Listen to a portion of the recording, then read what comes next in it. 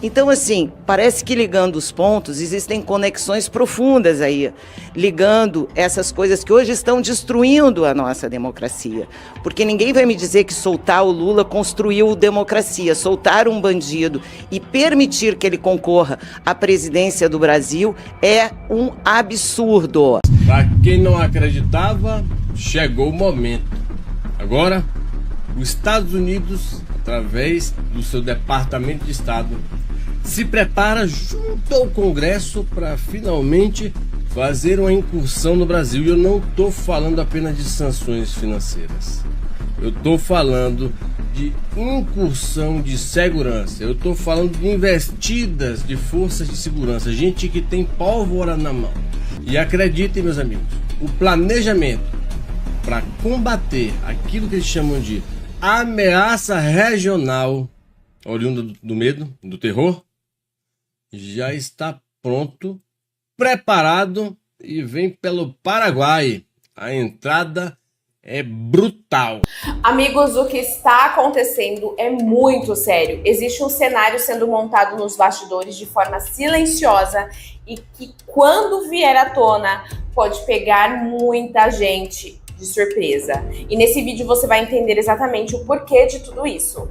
Prestar muita atenção. O que eu vou te mostrar aqui me deixou de verdade impactada, mas eu acredito que isso precisa ser exposto. São informações, relatos e documentos que já circulam publicamente e que estão gerando um grande debate. Em 2015, o governador estranhamente nomeou como secretário de Segurança um advogado que aparece em pelo menos 123 processos de uma empresa que está sendo investigada de vínculo com uma facção criminosa que atua nos presídios. Foi acusado de ser um ex-defensor do primeiro comando da capital. Como?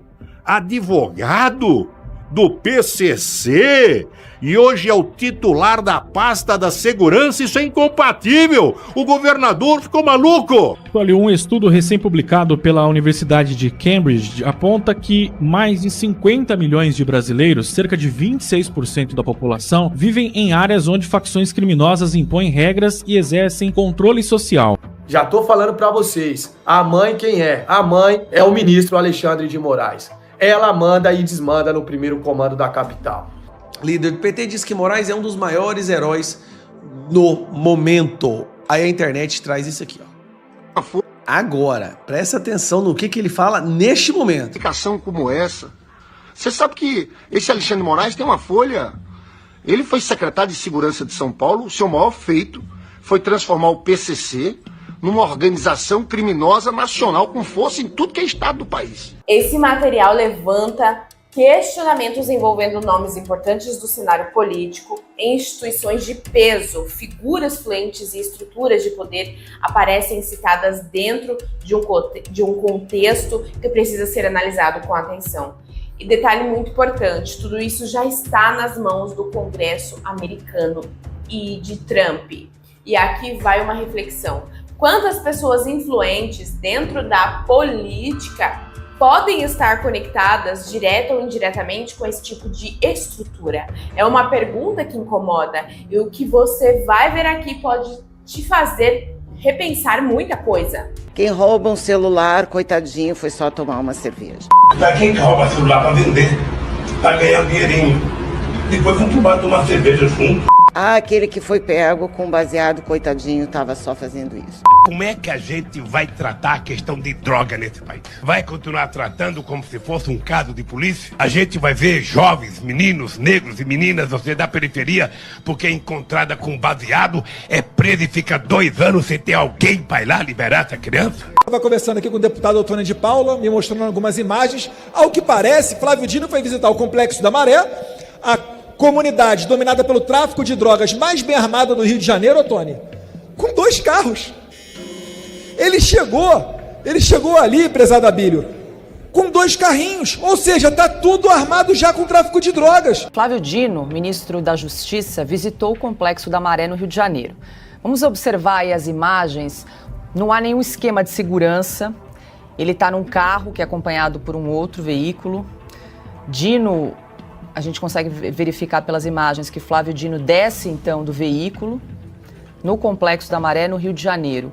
Agora, antes de continuar, eu preciso deixar algo muito claro. Eu não estou fazendo acusações pessoais contra ninguém. O conteúdo deste vídeo é uma análise baseada em informações, relatos e documentos que já estão em domínio público. Vamos ligando os pontos, né? Que nem a gente fazia quando era criança, aquele desenho. Vamos ligando os pontos. O que a gente teve de declaração bombástica no ano passado foi o depoimento na Espanha do El Pollo, Hugo Carvalhal, que era ministro do Maduro na Venezuela e o responsável por distribuir o dinheiro do narcotráfico entre os partidos de esquerda do mundo, entre eles o PT. Não é de hoje que PT e PCC aparecem juntos no noticiário policial.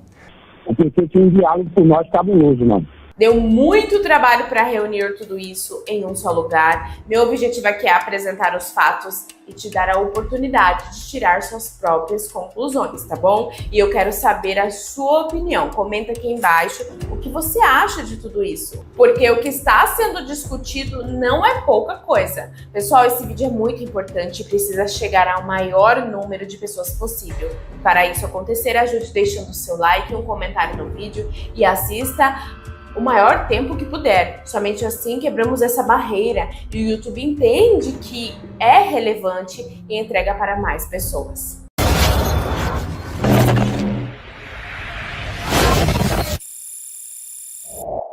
Sejam muito bem-vindos, o meu nome é Ana Garcia e Descobrindo é mais que o nome, é minha missão. Agora preste muita atenção, mas muita atenção, que o que você vai ver aqui é de cair o queixo.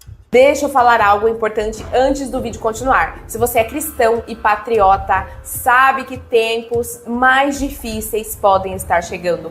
Por isso eu fiz um propósito com Deus, ajudar pessoas a aprenderem a trabalhar pela internet usando apenas o celular. E esses resultados na tela são de irmãos que já começaram. Se você quer aprender também e trabalhar comigo, o link está no primeiro comentário fixado e na descrição. Clica lá que eu mesma vou te explicar tudo com calma para não perder tempo aqui no vídeo. Te espero lá. Sejam muito bem-vindos ao Boletim Coppola sobre a interlocução privilegiada entre o Partido dos Trabalhadores, o PT, e o primeiro comando da capital, o PCC. Essas duas grandes organizações, fundadas aqui em São Paulo e repletas de criminosos nos seus quadros, se notabilizaram pela prática delituosa em escala industrial, envolvendo aí cifras multimilionárias. Mas além da sua atuação ilegal e do seu local de nascimento, parece haver muito mais em comum entre o PT e o PCC. A Veja publicou, na última sexta-feira e ao longo desse fim de semana, reportagens exclusivas sobre a suposta relação entre a facção criminosa e a facção partidária. A revista teve acesso a trechos de um depoimento do senhor Marcos Valério, o famigerado operador do Mensalão. Para quem não se lembra, o Mensalão consistia no suborno sistemático de parlamentares pelo governo Lula, para que eles votassem aí de acordo com os interesses do Partido dos Trabalhadores. Todos os meses pingava dinheiro de corrupção no bolso de deputados e senadores, garantindo uma base de apoio a Lula e os seus parasitas do Estado. Contudo, segundo o relator do processo no STF, o ex-ministro Joaquim Barbosa, havia exceções a esse comportamento antirrepublicano. Os líderes dos 4 partidos cujos principais parlamentares receberam recursos em espécie do PT orientaram as suas bancadas a aprovar o projeto, que fora encaminhado pelo governo. Somente o senhor Jair Bolsonaro, do PTB, votou contra a aprovação da referida lei. Todos os demais votaram no sentido orientado pelo líder do governo e do Partido dos Trabalhadores na Câmara dos Deputados. Bom, o relatório final da CPMI, responsável pela investigação do Mensalão no Congresso, apontou desvios na ordem de 1 bilhão e 300 milhões de reais. A denúncia do Ministério Público Federal implicou 40 pessoas entre intermediários e políticos, cuja maioria foi condenada pelo STF. À época, afirmou-se que a justiça havia chegado para os 40 ladrões, mas não para o Alibaba. De fato, foi só em razão do escândalo seguinte, o Petrolão, que Lula respondeu, ainda que brevemente, pelos crimes que cometeu, de acordo com os tribunais de segunda e terceira instâncias. Já os crimes de Marcos Valério no Mensalão não passaram impunes. Ele foi condenado pelo STF a mais de 37 anos de prisão por corrupção ativa, peculato evasão de divisas e lavagem de dinheiro. Claro que, depois do cumprimento de apenas 1/6 da sua pena, foi autorizado pelo ministro Luiz Roberto Barroso a progredir para o regime semiaberto. Mas um pouco antes disso, em 2018, Marcos Valério prestou depoimento sigiloso à Polícia Federal no âmbito de uma delação homologada pelo então decano do Supremo, o ex-ministro Celso de Mello. Os vídeos desse testemunho, trazidos a público pela Veja, são reveladores. Neles, Valério relata o envolvimento do PT com o PCC e detalha os bastidores aí de grandes esquemas de corrupção do partido quadrilha liderado por Lula. Não é de hoje que PT e PCC aparecem juntos no noticiário policial. Em 2019, primeiro ano do governo Bolsonaro, lideranças do primeiro comando da capital já reclamavam da mudança de postura e da falta de diálogo com a nova administração federal.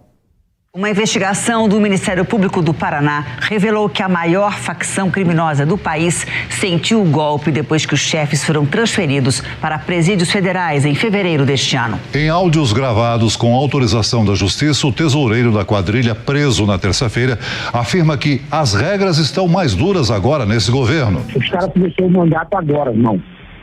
Agora que eles começaram o mandato. Já mexendo diretamente com a cúpula, irmão. Que tem que na linha de frente. Então, se os caras já começaram mexendo em quem tá na linha de frente, os caras já entrou falando que com nós já não tem diálogo não, mano.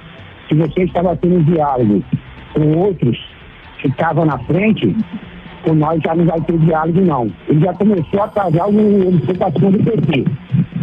Então você vê que o PT com nós tinha diálogo. O PT tinha um diálogo com nós cabuloso, mano. Mas, de acordo com o depoimento de Marcos Valério, à Polícia Federal, parece que essa interlocução privilegiada entre o PT e o PCC extrapolava e muito o tal diálogo cabuloso. No dinheiro dos bingos, os bingos estariam lavando dinheiro do crime organizado e financiando campanhas de candidatos a vereadores do PT e de deputados do PT em dinheiro vivo. Tá? E crime organizado, leia-se PCC. Não acabou não. E o Celso Daniel tinha feito um dossiê mostrando quem era do PT, quem estava sendo financiado e quem tinha pedido para ele para manter, para dar ajuda lá em Santo André, ele como prefeito. Tinha feito um dossiê e esse dossiê sumiu. Não sei, isso eu ouvi de gente do PT. Bom, o dossiê sumiu e levou junto a vida de Celso Daniel, um daqueles assassinatos políticos em que não há provas, mas também não há dúvidas. Pela fala de Marcos Valério, fica claro que o PT tem a corrupção no seu DNA. E antes de assaltar os cofres públicos federais com mensalão, com petrolão e tantos outros escândalos, o PT já recolhia dinheiro das máfias e das organizações criminosas nas prefeituras que havia conquistado. O Celso Daniel achava que o dinheiro era só para manutenção do partido e a manutenção do presidente e despesas das pessoas da cúpula do partido. Mas o dinheiro já tinha virado uma farra, já estava financiando o vereador de fulano de tal, que o crime organizado tinha interesse, estava financiando um deputado fulano de tal, que o crime organizado tinha interesse. Era isso. De acordo com esse depoimento de Marcos Valério, havia dois tipos de petista. Aqueles que admitiam a corrupção para financiar o partido e a sua cúpula, e aqueles que abraçavam a corrupção também para ganhos pessoais. Considerando que Lula foi processado e condenado por receber vantagens indevidas, como um sítio e um triplex à sua disposição, fica claro o tipo de petista que ele é. Cumpre ressaltar que essa delação sigilosa de Marcos Valério, homologada pelo STF, requer provas adicionais nos termos da lei. Contudo, a julgar pelo histórico de Valério, como operador do PT no mensalão, ele parece falar com um certo conhecimento de causa.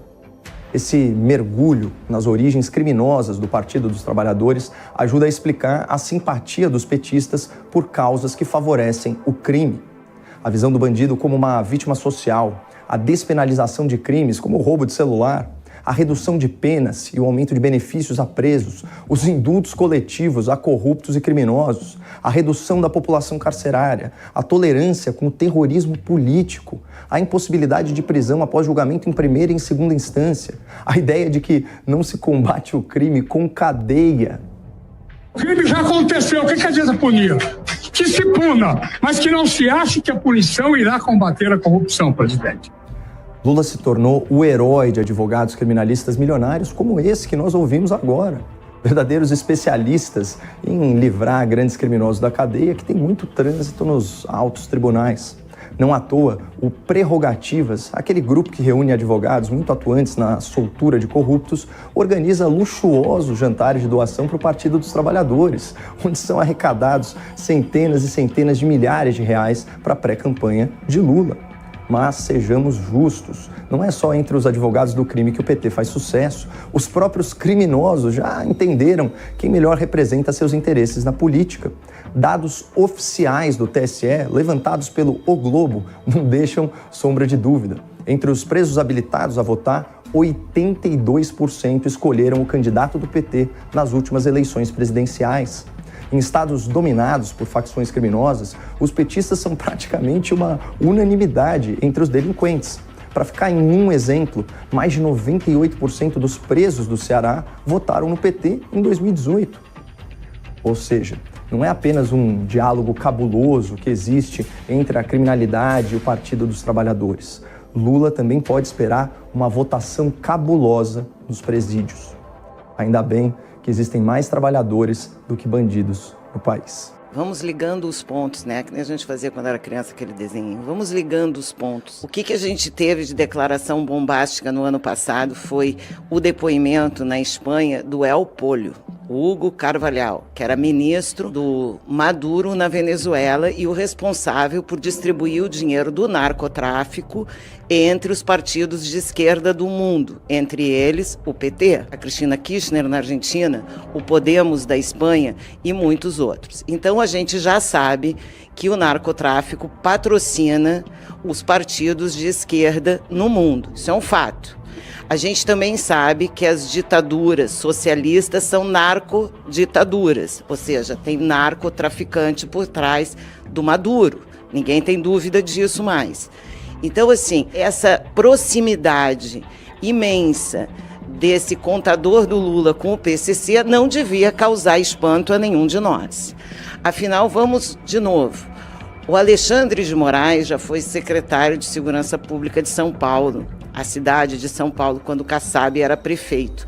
Nessa época também teve um escândalo envolvendo empresas de ônibus ligadas ao PCC. A mesma coisa que aconteceu agora com essa empresa que tem esse contrato com a Prefeitura de São Paulo e também está ligada ao PCC. Portanto, isso não é novidade. Estamos falando aí de empresas de ônibus e PCC em São Paulo por mais de 20 anos. Eu acho só que estava demorando um pouco para isso estourar. A gente tem esse contador, também foi o responsável, você aí, que como eu gostava muito da Varig, foi um dos responsáveis, junto ao Roberto Teixeira, a fazer aquela grande sacanagem que acabou com a Varig e que trouxe para o Ricardo Teixeira, que é o advogado do Lula, sogro do Zanin, trouxe para ele 5 milhões de propina para ele acabar com a Varig, que também foi assunto bastante debatido na época do governo Lula, que fez essa gentileza de acabar com a Varig. O que mais a gente tem? A gente tem o Fachin, né? A gente tem o Fachin que proibiu a polícia de entrar nos morros do Rio de Janeiro. Isso parece que privilegia a quem? Ao cidadão carioca ou ao traficante? Esse mesmo Fachin foi quem soltou o Lula.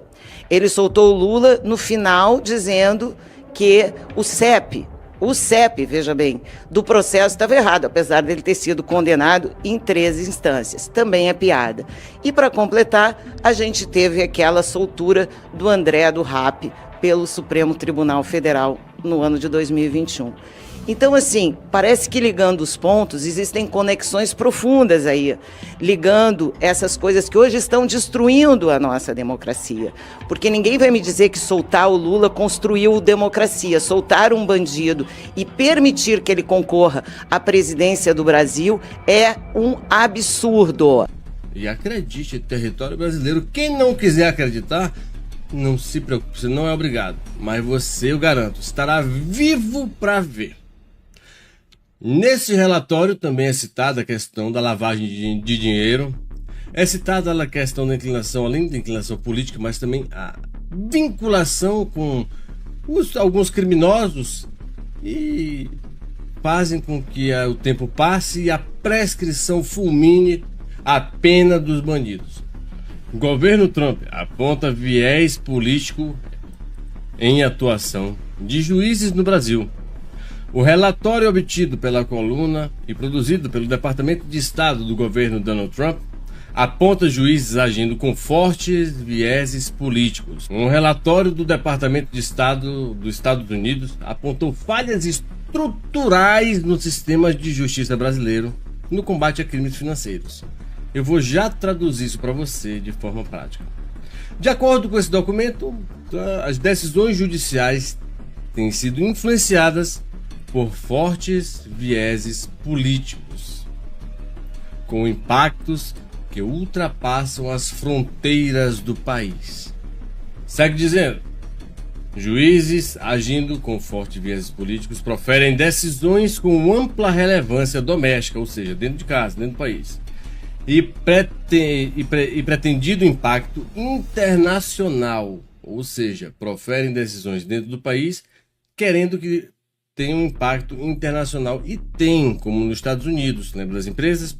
Então, o que permanece sem solução? Claro, permanece sem solução porque tenta de toda maneira citar o seu Alexandre, e o Alexandre não quer receber junto com o STJ o diabo da carta, da rogatória.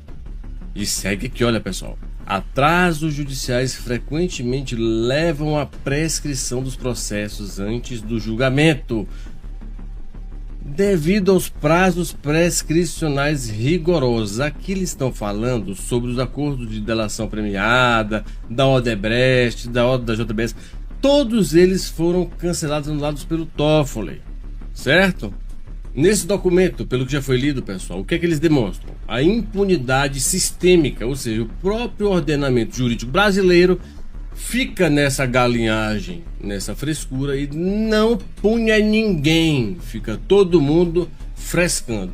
Agora, quando ele fala sobre a corrupção pública, crime que ali ele fala sobre crimes ambientais, o tráfico, como origens de capital ilícito, cita métodos modernos como cripto, apostas online. Os métodos de lavagem de dinheiro incluem o uso de bancos e imóveis. Lembra dos imóveis superfaturados? Pois é.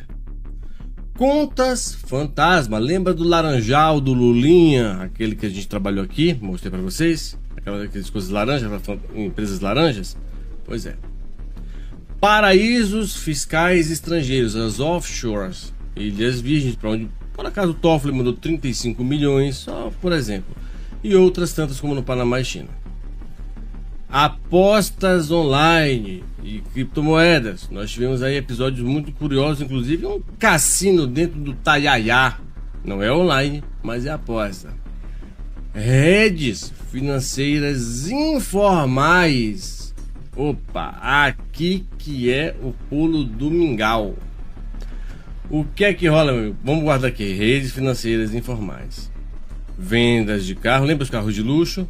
Gado, cavalos de corrida, obras de arte, só tinha um Picasso, meu irmão, um Picasso. O Randolfo ficou louco. Um Picasso com o Daniel Vorcaro, 100 milhões de prata, de dólares, perdão, de reais. E outros bens de luxo, como jato, cacete A4. Redes financeiras informais. O que é que ele está falando aqui? Ele está falando exatamente sobre o CIPS, o Sistema Financeiro de Compensação Automático da China, o CIPS. Lembra que ele funciona em paralelo com o código SWIFT? Pois é. O Donald Trump, vocês sabem que quando você opera por esse baile, ele não notifica o SWIFT. Mas o tio Sam não é otário, meu irmão. Lugar de otário no final da fila. Bem, seguindo, meu amiguinho, o relatório do Departamento dos Estados Unidos é um dos principais instrumentos usados por Washington para avaliar como os países enfrentam o narco e a lavagem. Aí eles analisam ali os juízes, imparcialidade, a lei, a sacanagem, as fuleiragens, os bem bolados, as saunas, esses negócios tudo é sério, monitoram tudo, cara. E serve como um verdadeiro diagnóstico para o combate ao tráfico e à lavagem a nível global. Então olha só, o que é que eles buscam? Mapear suas financeiras ilícitas. Opa, além de mapear rotas do tráfico, lembra da rotas da Amazônia que eu falei para vocês? Estrutura de financeiras ilícitas, que é Banco Master, sem sombra de dúvida. O relatório orienta decisões políticas externas dos Estados Unidos, influenciando em acordos bilaterais, parcerias de segurança e até medidas de pressão diplomática, é claro. Mas eles não dispensam as incursões armadas. A gente já vê isso. Aí vem falando sobre a questão dos Estados Unidos e vem como criminosas brasileiras. Você vê PCC? Ameaças a nível regional. Aqui, quando ele fala ameaças a nível regional, ele está criando condições jurídicas dentro do país, dos Estados Unidos, para fazer interferência no Brasil. Você pode ter certeza. Violência e crime transnacional. Observe agora, pessoal. Anota, afirma ainda. Os Estados Unidos não antecipa potenciais designações de terror, deliberações relativas a designações. Ele está dizendo assim: olha, deixa eu dizer, na moral aqui no talento, eu sou o laranjadão, fiz um bronzeamento artificial, fiquei cenoura e bronze. Mas deixa eu dar um blá pra vocês aí, na moral, os Estados Unidos, bro, não chega pra você e te avisa antes. Nem te avisa durante, te avisa quando ele já fez. Então engula isso seco. E aqui sim, pessoal, eles ressaltam que o país, os Estados Unidos da América, está totalmente empenhado em tomar medidas adequadas contra grupos estrangeiros envolvidos em atividades de terror. E aí você sabe o que eu estou dizendo, sabe do que eu estou falando. É a respeito justamente da questão do PC e daquele decreto do dia 25 de janeiro de 2025 que permite, através do combate ao terror, incursões armadas com qualquer parceiro para combater os cartéis ou derivados do cartéis ou com sectários, ou seja, derivou do cartel, preceito do cartel, trabalha do cartel, é cartel, acabou, pau neles. A limpa é grande. Eu vou dizer para vocês uma coisa: a dor do desespero ainda não sumiu, mas vai sumir. Já já você vai poder dizer que ela sumiu. Em dias próximos nós vamos ver tudo aquilo que nós achávamos que era possível quando Bolsonaro assumiu. Somente a mão de Deus com força nesse calibre para fazer funcionar. A gente não tem ideia. Olha só, após dizer estão ali plenamente em vigor para poder fazer qualquer tipo de incursão contra forças de ameaça regional que ameaça a segurança dos Estados Unidos, cumpriu todos os elementos de terror, todos os elementos para ter uma incursão. Já que o Estado não classifica, a gente vai lá e pau, quebra a galera. E essa bola já havia sido cantada, pessoal, lá atrás. A nova declaração do governo Trump, PCC, CV, preocupa o governo Lula, ameaça à segurança regional. Então quando você vê isso, você está vendo o quê? Que aquela estrutura toda que estava lavando dinheiro no Banco Master, que era o principal viés da CIPS, aquele sistema que trabalha para a China, é da China, trabalha e é da China, sem se conectar com o código SWIFT. Tá certo? Em 2015, o governador estranhamente nomeou como secretário de Segurança um advogado que aparece em pelo menos 123 processos de uma empresa que está sendo investigada de vínculo com uma facção criminosa que atua nos presídios. Que ao assumir, já começou a levar algumas bordoadas. E parece que algumas certeiras e com razão. Foi acusado de logo de ser um ex-defensor do primeiro comando da capital. Como?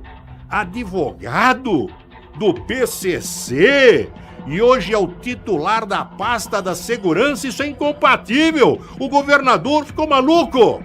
Pessoas totalmente estranhas aos quadros da segurança pública. Mas é o que está mandando. culpa para mim desse entendimento é do governo. O governo coloca pessoas não qualificadas no sentido policial. As pessoas são hiperqualificadas no sentido jurídico, mas as pessoas não são qualificadas para resolver um problema policial. E o que acontece é o que nós vimos aí, briga entre a Polícia Civil e a Polícia Militar, o secretário não toma uma postura com relação à valorização da polícia. Secretaria da Segurança é algo nevrálgico na administração. Tem que saber quem vai para lá. Nunca aconteceu isso. A rota proibida de apoiar o GAECO. Aliás, o GAECO faz questão de trabalhar com a rota por quê? Primeiro que é uma tropa sob comando, é uma tropa que tem disciplina, tem doutrina. A partir do momento que o secretário proibir isso, eu só posso entender que ele não quer combater o crime. Porque ele sabe que o resultado seria eficiente e eficaz. Se ele não quer a rota trabalhando, ele quer o crime agindo. Eu só posso entender isso. Agora, quando você proíbe a rota de trabalhar, o único que ganha é o crime. Como cidadão, eu sinto vergonha da postura de governo covarde, de secretários da segurança que não sabem absolutamente nada em relação à segurança pública. Essa classe política maldita que faz acordo com o crime e com o criminoso. A sinalização de que houve um arrefecimento no combate à facção criminosa. E eles também, não sendo incomodados na atividade principal dele, que é o tráfico, a gente pode dizer claramente que aí é um acordo tácito, né? Não precisa ser um acordo firmado, né, ostensivo. Mas se eu diminuo o combate ao crime organizado, o crime organizado se acomoda e não afronta o Estado.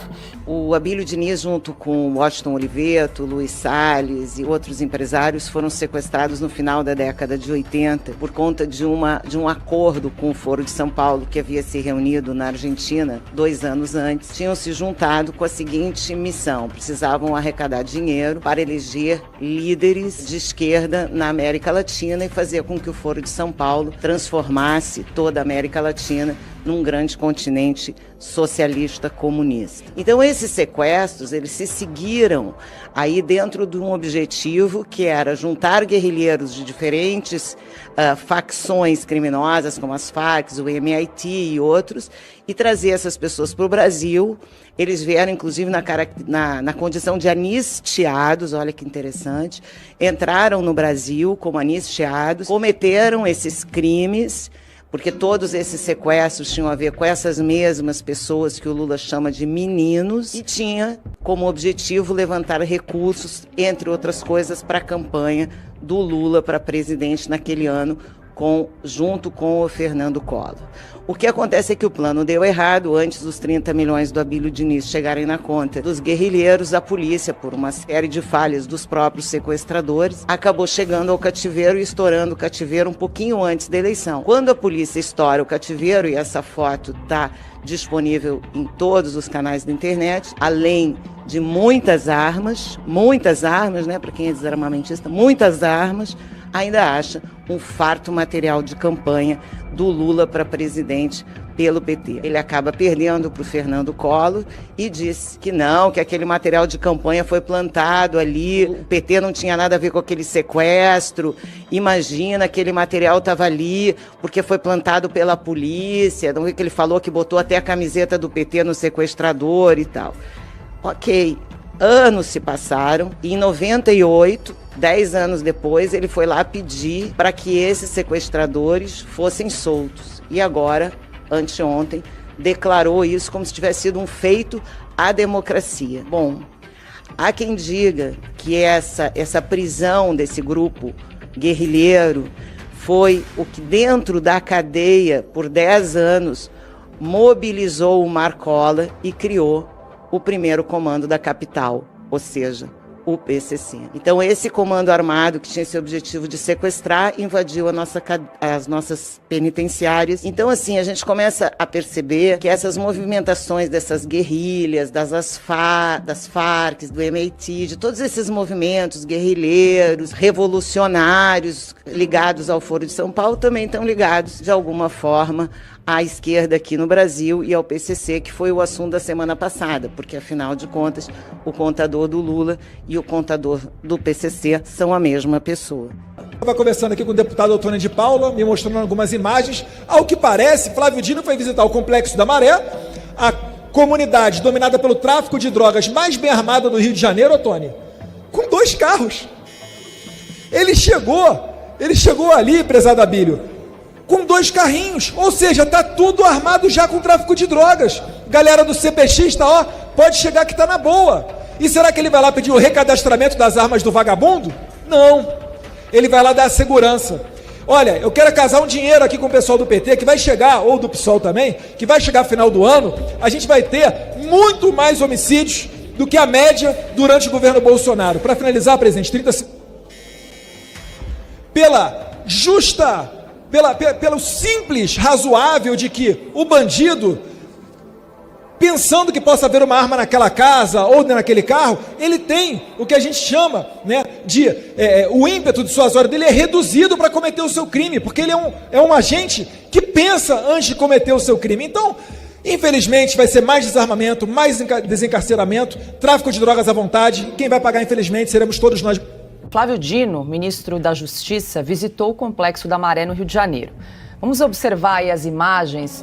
Não há nenhum esquema de segurança. Ele está num carro que é acompanhado por um outro veículo.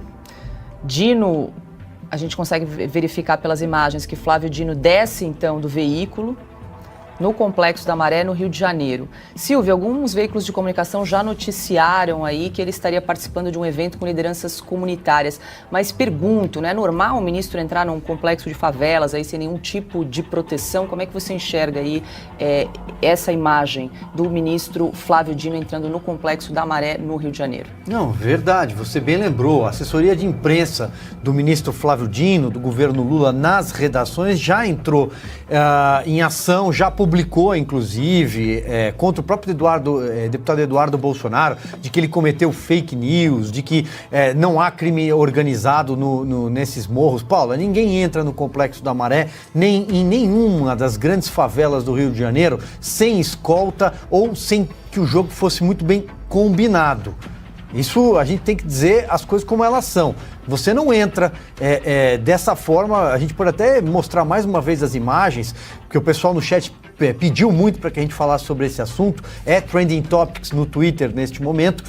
Você não entra desta forma, como eles... Veja, são 2 carros, o ministro está num deles, no outro tem ali assessores de segurança, mas em outra situação, seguramente para uma autoridade estar lá e avançar ali pelas ruelas, teria aparato de helicóptero, embora o Fachin não deixa, né, sobrevoar, mas enfim, teria aparato de helicóptero, você teria uma escolta muito maior, coletes à prova de balas, que aparentemente ali pelo vestuário dá para ver que ele não está usando, né? Isso aí não é normal, Paula, né? Agora veja, se ele foi lá fazer o lançamento de algum programa, de uma cartilha, algo sobre violência ou coisa e tal, foi fazer política. A política dele é essa, é o desencarceramento, é a polícia que mata, é a polícia que é culpada, é porque lá dentro, é claro, a gente não precisaria nem dizer aqui que tem muita gente séria lá, inocente, trabalhador, que não tem nada a ver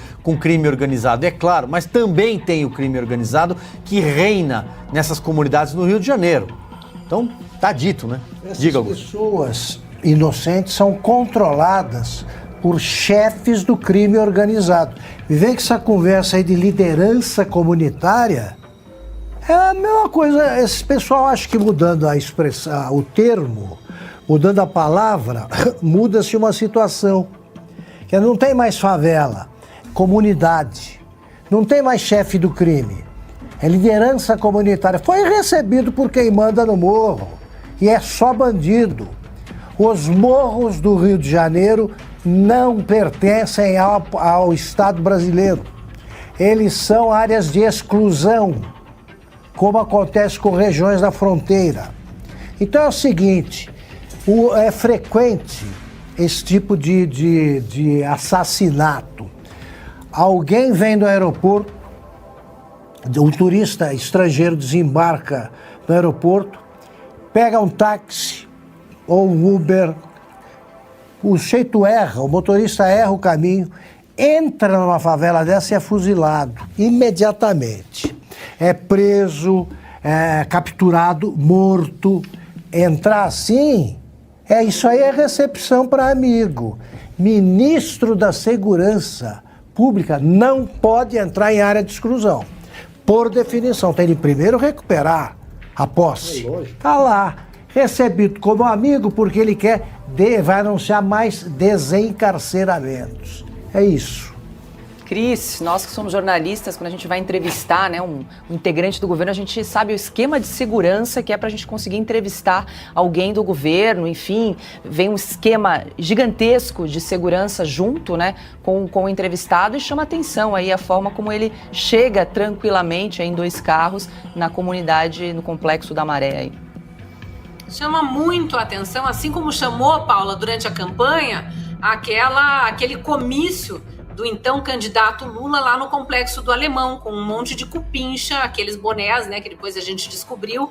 E aí o Augusto estava falando das nomenclaturas, né, não é mais criminoso, não é mais... não, eles são todos cupinchas, nem companheirada mais eles cantam, são todos cupinchas mesmo.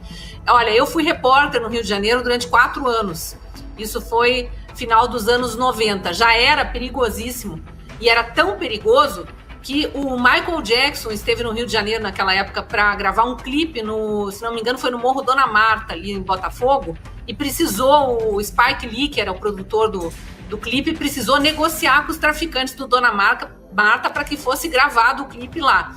E eu, como repórter, cansei de receber orientação de chefia de reportagem para não entrar em morro nenhum sem estar junto com a polícia. As poucas vezes que a gente subiu o morro, eu e cinegrafista junto comigo, seguindo a polícia, tinha tiro comendo para tudo que é lado, e era a polícia que ia nos dizendo aonde a gente podia ficar em segurança, tinha que se proteger mesmo. A única vez que um chefe de reportagem nos mandou para um morro foi naquele ali perto da Sapucaí, esqueci o nome agora, Catumbi. A gente estava subindo, chegou no pé do morro, os traficantes tinham dado ordem para os comerciantes fecharem a rua principal, porque ia ter um velório de algum traficante que foi morto numa troca de tiros com outro grupo rival, não com a polícia, e nos pediram para ir fazer essa cobertura do comércio fechado ali no pé do morro. Simplesmente nós vimos 4 fuzis apontados para o carro de reportagem. A gente parou no pé do morro, olhou, e nas primeiras casinhas assim que a gente via já tinha 4 fuzis apontados para nós. Então não é brincadeira não.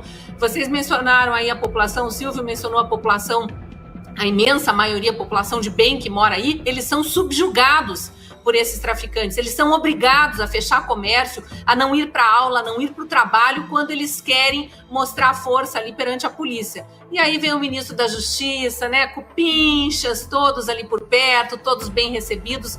Realmente a gente tem que escancarar isso, porque hipocrisia é o que não falta nesse desgoverno aí.